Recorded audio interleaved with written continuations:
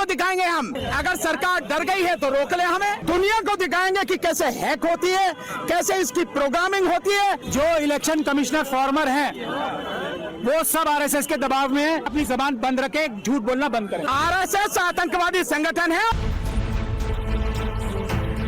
सबसे बड़ी राजनीति, सबसे ज्यादा राजनीति आरएसएस ही करता है। ईडी के लोग, सीबीआई के लोग, इनकम टैक्स के लोग, ये पुलिस वाले सारे लोग क्या कर रहे हैं ये सब लोग? अरे इस देश की जनता से बड़ा कोई होता है क्या?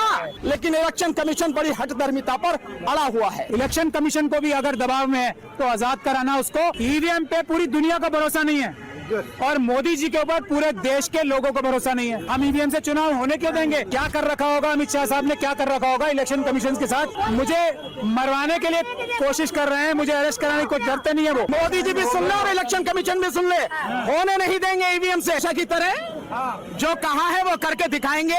अगर सरकार डर गई है तो रोक ले हमें, मार दे गोली, हमें क्या चिंता वाली बात है? हमारे इरादे तो हमारे और सबूत हमारे पास है, तभी तो कह रहे हैं उन्हें दिखाओ, हम पूरी दुनिया को दिखाएंगे।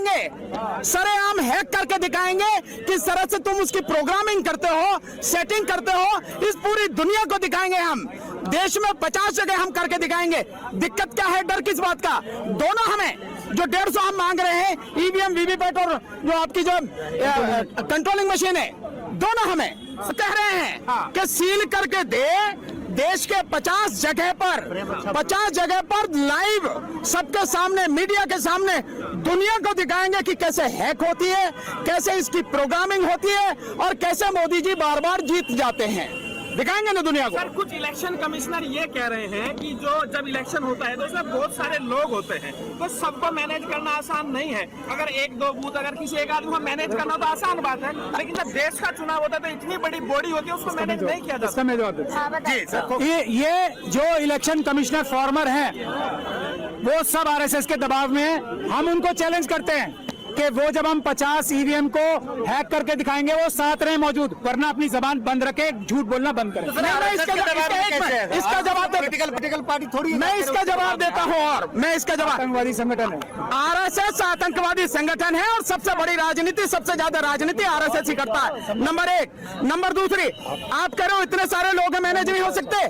पूरा सरकारी अमला मोदी जी के सामने नतमस्तक हो चुका है, अपना ईमान खो चुका है, बिल्कुल साष्टांग दंडवत करता है। इससे ज्यादा और कोई दिक्कत होगी क्या? ईडी के लोग, सीबीआई के लोग, इनकम टैक्स के लोग, ये पुलिस वाले सारे लोग क्या कर रहे हैं ये सब लोग? ये उनके सामने नतमस्तक है। आप कह रहे मैनेज नहीं होता? कौन कौन मैनेज नहीं होता? हर कोई मैनेज होता। अगर एक भी व्यक्ति ईमानदार होता, एक भी संस्था ईमानदार होती तो वो निष्पक्ष चुनाव कराती। इलेक्शन कमीशन निष्पक्ष होता तो स्वतंत्र, पारदर्शी और निष्पक्ष चुनाव कराए ना। हम ये तो बात करें। सवाल ये है सवाल लीजिएगा। सवाल ये है कि जो बड़ी पॉलिटिकल पार्टी है वो विरोध क्यों नहीं कर रहे? ना तो कभी नीतीश कुमार को देखा, ना राहुल गांधी को देखा, ना मायावती को देखा। अरे इस देश की जनता से बड़ा कोई होता है क्या? इस देश की जनता सबसे बड़ी है, सबसे पहले है, सबसे ऊपर है। इससे बड़ा कोई विपक्ष नहीं है। और बावजूद उसके आप कह रहे हैं कि बड़ी पॉलिटिकल पार्टियां नहीं कहती।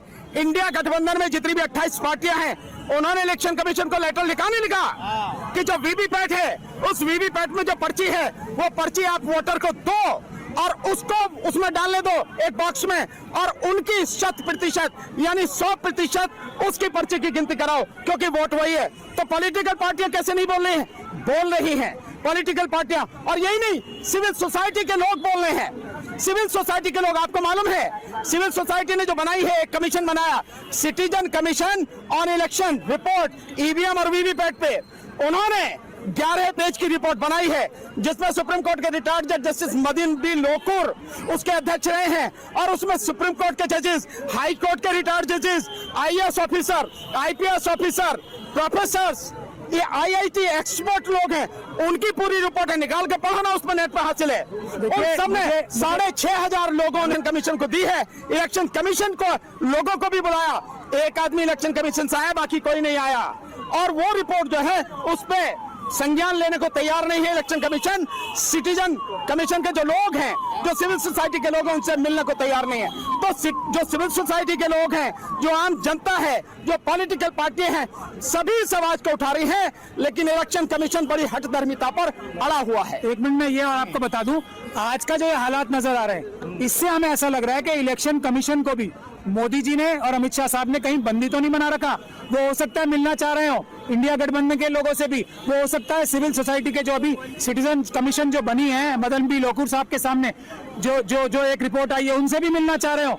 लेकिन ईडी, सीबीआई, एनकाउंटर और पता नहीं कौन कौन से जज लोया के डर दिखा के इलेक्शन कमीशन को भी डरा रखा हो सकता है। आज ये बात साफ हो रही है कि इसी तरीके से जैसे हमें यहाँ पुलिस से दबाव बनाया जा रहा है, इलेक्शन कमीशन के ऊपर भी तो कहीं दबाव नहीं बना रखा अमित शाह साहब ने, मोदी जी ने। इस बात का भी आज खुलासा हो जाएगा।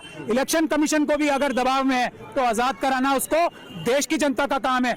आज हम इलेक्शन कमीशन को भी पुलिस के दबाव से, अमित शाह साहब के दबाव से, मोदी जी के दबाव से आजाद करने निकले हैं। और अब मुझे लगता है वो मशीनें हमें आपको भरोसा किस चीज पे नहीं है? मोदी जी पे नहीं है, ईवीएम पे नहीं है? हमें दोनों पे नहीं है, सवाल कैसे करें ये भी दोनों पे ही